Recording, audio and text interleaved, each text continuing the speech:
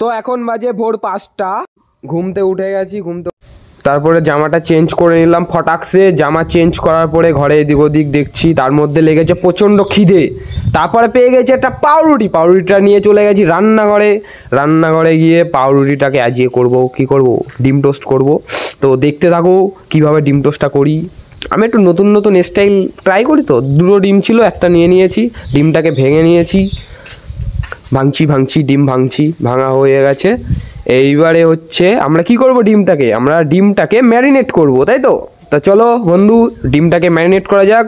তো machine start করো। ডিমটা ম্যারিনেট হয়ে গেছে এখন বন্ধু, এখনও হয়নি, হয়ে গেছে। এবার কি করব, পাউরুটিটাকে কেটে নেব। পাউরুটি কাটা হয়ে গেছে বন্ধু, দেখো পাউরুটি। এইবারে আমরা কি করব, পাউরুটির উপরে একটু করে ডিম দিয়ে দেবো, যেন এই সাইডটা নরম, তো এর জন্য ডিমটা দিলে ভালো লাগে। আর পেছনের সাইডটা, আর যেটুকু ডিম আছে সেটুকু পেছনে দিয়ে দেবো পরে।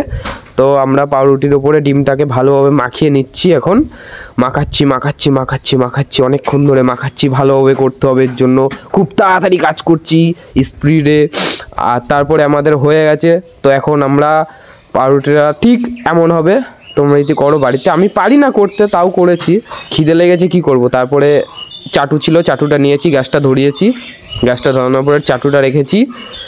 চাটুটা রাখার পরে তারপরে আমরা হালকা করে একটু তেল মেরে নেবো চাটুর উপরে, ঠিক আছে বন্ধু।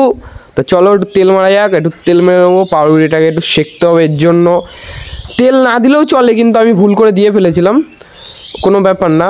পাউরুটিটা শেখার সময় তেল না দিলেও চলবে, কেন ডিমটা দিয়েছিলাম তো পাউরুটির ওপর, এর জন্য তেলটা দিয়েছি, না তো দিতাম না। তো তারপরে পাউরুটিটা সেঁকে নিই ভালোভাবে। বাবা যা গরম লাগছিল হাতে, পরের এই স্ল্যাশটা তুলতে গিয়ে তো ছ্যাঁচকাই খেয়ে গেছি পাউরুটিতে। তারপরে গ্যাসটা পুরো একদম মিডিয়ামে দেওয়া আছে, কোনো চাপ নেই, আস্তে আস্তে হবে, জিনিসটা পুড়বে না, আস্তে আস্তে হোক, কোনো চাপ নেই। তারপর আর একটু তেল দিয়ে আমাদের ডিমটা দিয়ে দেবো। এখন ডিমটা আমরা চাটুর উপরে দিয়ে দেবো। তো ডিমটা দিয়ে দিই এখন, এসে আমার ডিমের গ্লাস, ডিমটা তাহলে দিয়ে দিই। ডিমটা দিয়ে এইবারে আমরা নেব হচ্ছে আমাদের কি নেব না ডিমটা একটু ঘুরিয়ে তারপরে নেব হচ্ছে পাউরুটিটা নিয়ে। এবারে উল্টো সাইডটা বসিয়ে দেবো, কেন যেই সাইডটা ডিম দিয়েছি সেই সাইডটা দেওয়া লাগবে না, কেন সেই সাইডে আছে ডিম দেওয়া, আর ওই সাইডটা নরম বলে এই সাইডে দেওয়া লাগে না, ঠিক আছে। তারপরে আমরা আমাদের খুন্তি দিয়ে মিডিল দিয়ে দুভাগ করে নিয়ে আমরা পাউরুটিটাকে উল্টে দেবো। এই সাইডটা হয়ে গেছে। আর বেশি পোড়া না করলেই ভালো লাগে, ঠিক আছে, একটু হালকা কাঁচা থাকলেই ভালো লাগে। আর গরম ডিম খেতে তো জানো খুব ভালোই লাগে, আমার তো বেশ ভালোই লাগে, তোমাদের কেমন লাগে জানি না, কিন্তু আমার বেশ ভালোই লাগে। তারপরে হয়ে গেছে আমাদের এখানে ডিম টোস্ট। তো বর্তমানে এখন আমাদের কি কাজ বাকি, আমাদের কাটতে হবে।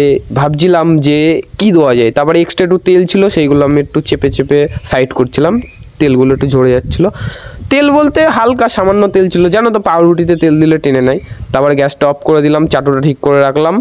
তারপরে আমাদের এইবারে কাজ করতে হবে কি, সবারই ফার্স্টে একটা স্লাইড নিয়ে তারপরে তার উপরে একটা টমেটোর টুকরো, ওই পাশে একটা টমেটোর টুকরো রেখে দিচ্ছি।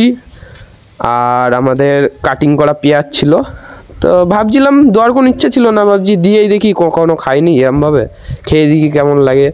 তা পেঁয়াজের টুকরো দিয়ে দিলাম, দিয়ে এবার আমরা পাউরুটির স্লাইসটা নেব, নিয়ে আমরা মিডিলে বসাবো। একটু সস থাকলে ভালো হতো, জাস্ট কখনো ট্রাই করিনি তো তাই ট্রাই করলাম, বেশ ভালোই ছিল, ঠিক আছে। তারপরে আমরা স্লাইসটা বসিয়ে নিয়েছি, এই সাইডটা বসছে না তাই পেছনের সাইডটা ঘুরিয়ে বসিয়ে নিয়েছি। আমাদের ডিম টোস্ট রেডি। এখন আমরা খেয়ে দেখবো কেমন লাগে। তো বন্ধু দেখা যাক, খেয়ে দেখি কেমন লাগে।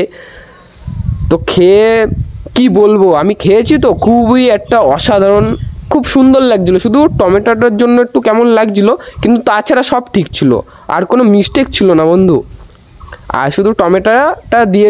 তো আজকের ভিডিও এইটুকুই, দেখা হবে নেক্সট ভিডিওতে, টাটা বন্ধুরা।